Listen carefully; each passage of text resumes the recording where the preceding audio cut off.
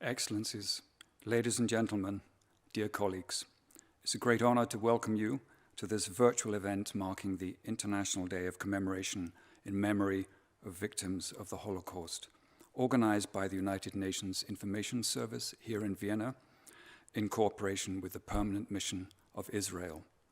This commemoration is also supported by the Holocaust and the United Nations Outreach Program of the UN's Department of Global Communications. To mark this important day, we are honored to present special messages by Mr. Antonio Guterres, Secretary General of the United Nations, His Excellency Mr. Yair Lapid, Minister of Foreign Affairs of Israel, and His Excellency Ambassador Mordechai Denis Paul Rodgold, Ambassador of Israel to the Republic of Austria and Permanent Representative to the United Nations, the Organization for Security and Cooperation in Europe, and international organizations in Vienna. Ambassador Rodgold will also speak on behalf of His Excellency Ambassador David Nussbaum, Permanent Representative of Israel to the International Atomic Energy Agency and the Comprehensive Nuclear Test Ban Treaty Organization.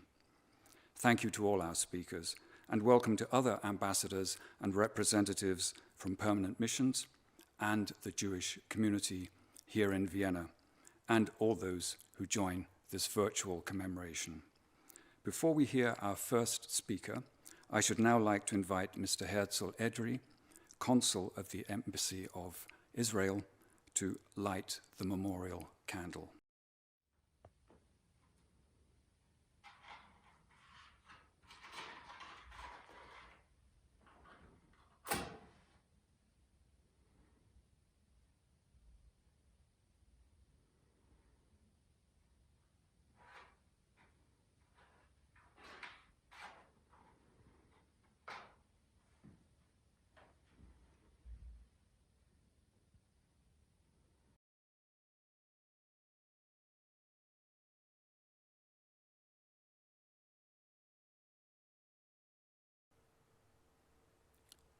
Thank you, Mr. Edry. It's customary to recite the Jewish prayer of El Maleh Rachamim to mourn the Holocaust victims. El Maleh Rachamim, which means God full of mercy in Hebrew, is a funeral prayer for the ascension of the souls of the dead. I should like to invite the Chief Cantor of the Vienna Main Synagogue, Mr. Shmuel Barzilai, to recite this prayer.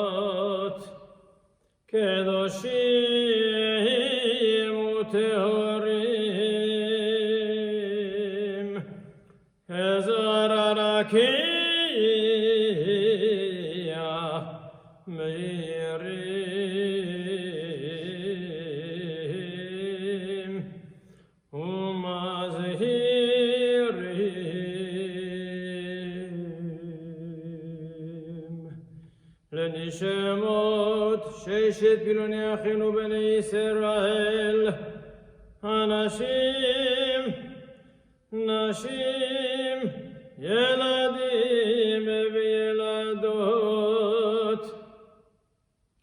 שנהרגו, שנשחטו,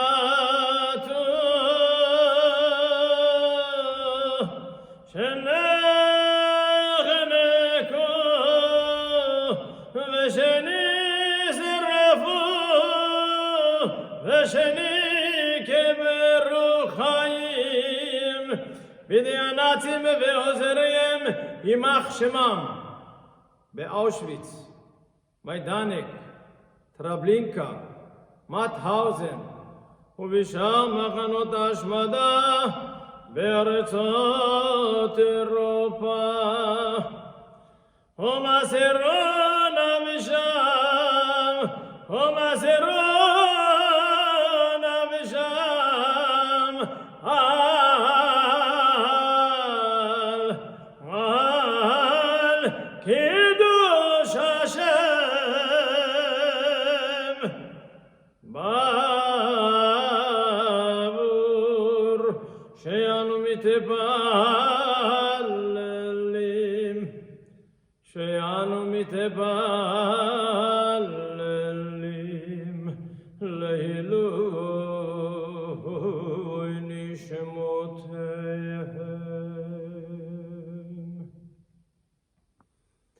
לכן בעל הרחמים יסירם בסתר כנפיו ליובלמים, ויסרו בסרור החיים את נשמותיהם. בגן עדן, בגן עדן, בגן עדן מנוחתם, אדוני ונחלתם,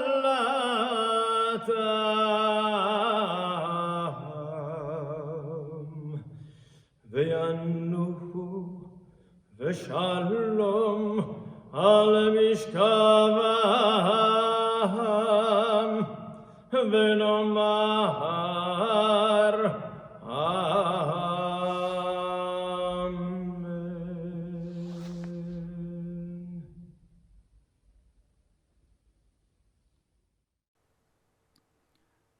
Thank you very much, Chief Cantor Barzilai. On behalf of the United Nations Office at Vienna, I should now like to present the special message of Mr. Antonio Guterres, Secretary General of the United Nations, to mark this important day. Today, we remember the 6 million Jewish men, women and children who perished in the Holocaust, and also the Roma and Sinti and the countless other victims of its unprecedented horror and calculated cruelty. The Holocaust defined the United Nations.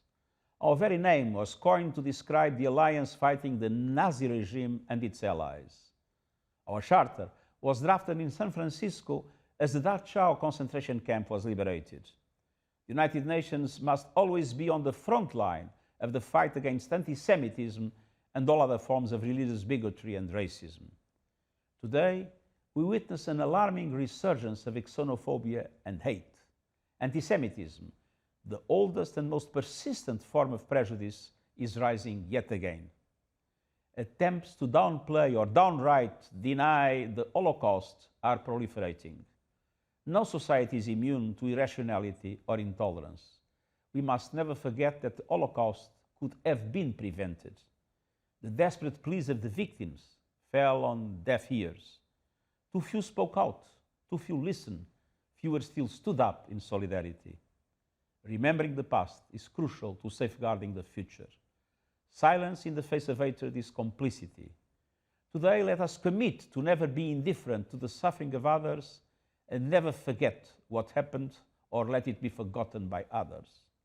Let us pledge to always be vigilant and uphold human rights and dignity for all.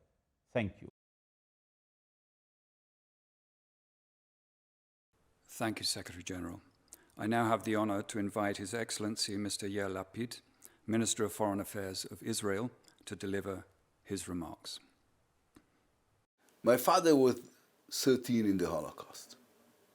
The story of his rescue is miraculous because the story of everyone who was rescued was miraculous. And he was this child who was caught by the storm in Novi Sad, his home city in Serbia, and then went to Budapest, and then was in the ghetto in Budapest, and rescued again and again and again and again and again, trying to figure out one weird thing. Why is it that the world wants to kill him? Why is it that the entire machine, the government, the army, the world, wanted to kill a 13-year-old who did no harm to nobody? And many years later, him and I, we went to Novi Sad and Budapest, and we've discussed things in a way a father and son don't usually do. And I've asked him, I said, Dad, how did you feel during those years? And he said, guilty. And I said, why guilty? And he said, because I was a good kid. And it was so obvious that the entire world wants me dead, and I refused to die, so I knew I'm not a good kid anymore, and I wanted to be a good kid. So more than anything, he said it was childish, it was weird, but more than anything, I felt guilty for being alive. I'd like to end this with a prayer. It was composed by my friend and teacher, Chief Rabbi Lord Jonathan Sachs, who of blessed memory, and he said, we know that whilst we do not have the ability to change the past, we can change the future. We know that whilst we cannot bring the dead back to life, we can ensure the memories live on and that their death were not in vain. And so we commit ourselves to one simple act, Izko, remember. Well, thank you very much, Minister Lapid. I have the honor to invite the permanent representative of Israel to the United Nations, the Organization for Security and Cooperation in Europe, and international organizations, Ambassador Mordechai Denis Paul Rodgold, to take the floor. Director General, Mrs. Rada Wali, Ambassador Mr. Nussbaum, ambassadors and diplomats, representatives of all Vienna-based organizations, Mr. Nesirky, dear distinguished guests. Today, we are commemorating the 77th anniversary of the liberation of the Auschwitz-Birkenau Nazi extermination camp that became the tragic symbol of the darkest chapter of modern human history. On 1st November 2005, the United Nations General Assembly adopted Resolution 67 by consensus, reaffirming that the Holocaust, the Shoah, will forever be a warning to all people of the dangers of hatred, bigotry, racism, and prejudice. It designated the 27th of January as the International Day of Commemoration in memory of the victims of the Holocaust. I do believe that commemoration ceremonies like this are a good opportunity for all of us to go back to the basics and to remind ourselves of our roles as diplomats, in particular within this great organization, the United Nations. Our common struggle for freedom, justice, and peace, as envisaged in the Bible by the prophets of Israel, is an ongoing one.